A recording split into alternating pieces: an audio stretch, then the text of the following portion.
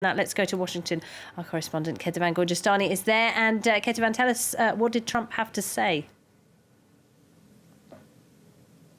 Well, he, of course, defended his decision to do that strike that killed Qasem Soleimani. He called him a terrorist who was in Iraq on bad business. And he said that the strike and the killing of Soleimani saved a lot of American lives. The very important part, though, of his comments was that he seemed to be backtracking a little bit on this idea of potentially targeting Iranian cultural sites. He's, of course, come under fire for even mentioning the possibility of targeting cultural sites, which would be a war crime. And he said that he liked to obey the law, and that even though he wasn't agreeing too much with that international law that prevents countries from targeting cultural sites, and he mentioned that Iran had the right to attack the United States, but he didn't have the right to attack their cultural sites. He said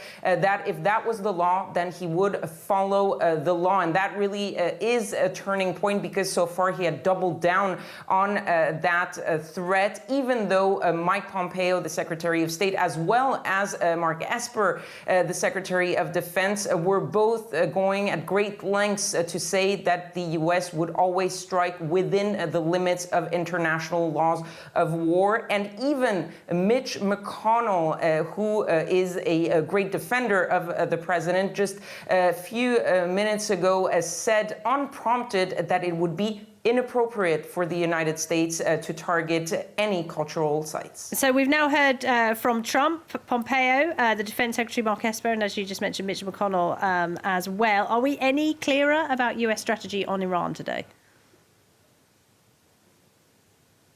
Well, the official line is that the U.S. Wants to de-escalate, doesn't want to go to war. We've heard it from Mike Pompeo. We've heard it from Mark Esper. We've heard it from Donald Trump. But really, what is going on in reality on the ground and in the rhetoric really shows no sign of de-escalation. We've seen the tweets by Donald Trump talking about disproportionate retaliation, talking about striking back in the hardest possible way.